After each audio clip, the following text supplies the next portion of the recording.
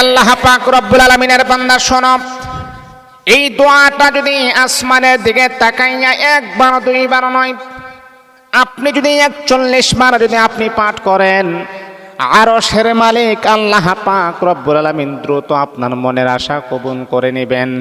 যে কোনো আশা নিয়ে মালিকের কাছে যখন আপনি দুই কানা হাত বাড়াইবেন, আমার আল্লাহ সেই আশাটুকুন কবুল করে নেবেন।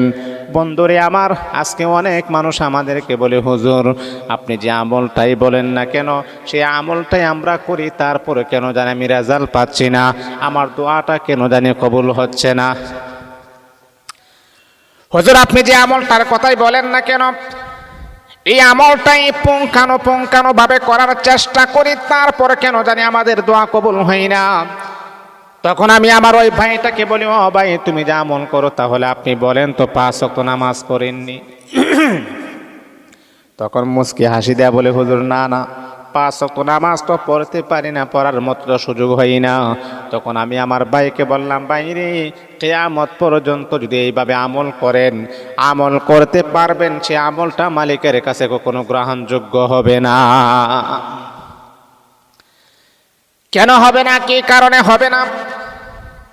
কারণ হলো, আল্লাহ পাক রব্বুল আলামিনের কোরআনকে যদি আপনি প্রশ্ন করেন, হেই কোরআন, কেন বান্দার দোয়া কেন কবুল হবে না, বান্দার মুনাজাত কেন কবুল হবে না? আমার আল্লাহ কোরআনুল কারীমের ভিতরে বড় চমৎকার আকারে জানায়া দিয়েছেন, ইয়া আইয়ুহাল্লাযীনা আমানুস্তাঈনু বিস-সাবরি ওয়াস-সালাহ ইন্নাল্লাহা মা'আস-সাবিরিন। আমার আল্লাহ জানায়া দিয়েছেন, আমার বান্দা আমার বান্দে, আমি আল্লাহ পাক রব্বুল আলামিনের কাছে যদি তোমরা সাহায্য প্রার্থনা করো, সাহায্য যদি তোমরা চাও, তাহলে 1 নাম্বার হলো সবর করতে হবে, 2 নাম্বার হলো নামাজ পড়তে হবে।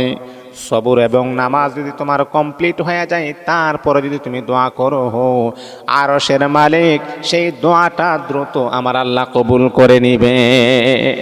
আজকে আমরা দোয়া করি, তারপর দোয়া কবুল হয় না, এর মানেই হচ্ছে বাবারে, আমি আপনি যেইভাবে দোয়া করলে আল্লাহ পাক কবুল করার কথা ছিল, সেইভাবে আমরা দোয়া করতে পারি না, সেইভাবে আল্লাহ পাকের কাছে আমরা চাইতে পারি নাই, বিদায় আমাদের মুনাজাত, আমাদের দোয়া রব্বে কাবার মালিক কখনো কবুলও করেন না। তাহলে বন্ধু আমার শোনো, এই দোয়াটা মাত্র আপনি 41 বার যদি আপনি পড়েন, দ্রুত মনের আশা পূরণ হবে। আমার আল্লাহ পাক রব্বুল আলামিন আপনার মনের অনাকাঙ্ক্ষিত আশাগুলোও আমার আল্লাহ কবুল করে নেবেন। তাহলে কিভাবে আপনি পড়বেন? মনে রাখতে হবে বন্ধু, যেই কোন আজানের পরে, নামাজের আগে এই দোয়াটা আপনি পড়বেন, হাসবুনাল্লাহু ওয়া নি'মাল ওয়াকিল, হাসবুনাল্লাহু ওয়া নি'মাল ওয়াকিল, হাসবুনাল্লাহু ওয়া নি'মাল ওয়াকিল। এইভাবে গাইতে ধরে ধরে আপনি 41 বার পড়বেন রে বাবা, আমার বন্ধুরা আমার, এই আমার মা, যদি আজান যদি আপনি শোনেন, ও আমার বাবা, আপনি যদি আজান শোনেন, তাহলে আপনি দোয়াটা আজানের পরে 41 বার পড়বেন, হাসবুনাল্লাহু ওয়া নি'মাল ওয়াকিল, হাসবুনাল্লাহু ওয়া নি'মাল ওয়াকিল, হাসবুনাল্লাহু ওয়া নি'মাল ওয়াকিল। 41 বার পড়ার পরে মনে মনে আল্লাহ পাকের কাছে চাইবেন, রব্বুল আলামিন, আয় আল্লাহ, তুমি তো তোমার বান্দার মনের খবর, দিলের খবর জানো। আল্লাহ, আমি বড় অভাবের ভিতরে আছি, আমার অভাবগুলাকে তুমি দূর করে দাও। আল্লাহ, আমি বড় টেনশনের ভিতরে আছি, আমার টেনশনটাকে তুমি দূর করে দাও। রব্বুল আলামিন, আয় আল্লাহ, আমার বড় টাকা পয়সার বড় প্রয়োজন, আমার টাকা পয়সা তুমি দিয়ে দাও। আল্লাহ, মেয়েটা বিবাহের উপযুক্ত হয়ে গেছে, এখনো পর্যন্ত ভালো পাত্রের ব্যবস্থা পাইতেছি না। আল্লাহ, মেয়েটাকে ভালো পাত্রের ব্যবস্থা করে দাও। এ রব্বুল আলামিন, আয় আল্লাহ, ঋণগ্রস্ত হয়ে গেছি, পাওনাদারের টাকা আমি দিতে পারতেছি না, আল্লাহ দেওয়ার মতো তৌফিক দান করে দাও। আল্লাহ, আমার রিজিকের প্রয়োজন, আর রব্বুল আলামিন, তুমি আমাকে রিজিকের ফয়সালা করে দাও। এমন করে করে যখন আপনি আল্লাহ পাক রব্বুল আলামিনের কাছে যদি চাওয়ার মতো চাইতে পারেন, আমার আল্লাহ কখনো তার বান্দাকে খালি হাতে ফেরত দিবেন না। আমাদের মূল সমস্যাই হচ্ছে যেইভাবে চাইলে আল্লাহ পাক খুশি হন সেইভাবে আমরা চাইতে পারি না, সেই জন্যে আমাদের দরখাস্ত আল্লাহ পাক কবুলও করেন না।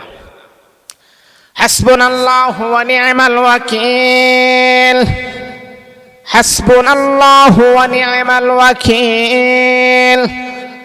একবার নয়, দুইবার নয়, 41 বার আপনি পড়বেন। দ্রুত মনের আশা পূরণ হয়ে যাবে। এমন কোনো মানুষ নাই যে তার মনের ভিতরে কোনো আশা নাই, এমন কোনো মানুষ নাই যে তার মনের ভিতরে কোনো তামান্না নাই। বন্ধুরে আমার, আপনি যত বড় ফেমাস ওয়ালা ব্যক্তি দেখেন না কেন, তারও কিন্তু মনের ভিতরে আশা আছে। বন্ধু, আপনার মনের সব আশা যাতে করে পূরণ হয়, এই জন্যে এই দোয়াটা বেশি বেশি করে আপনি পড়তে থাকবেন।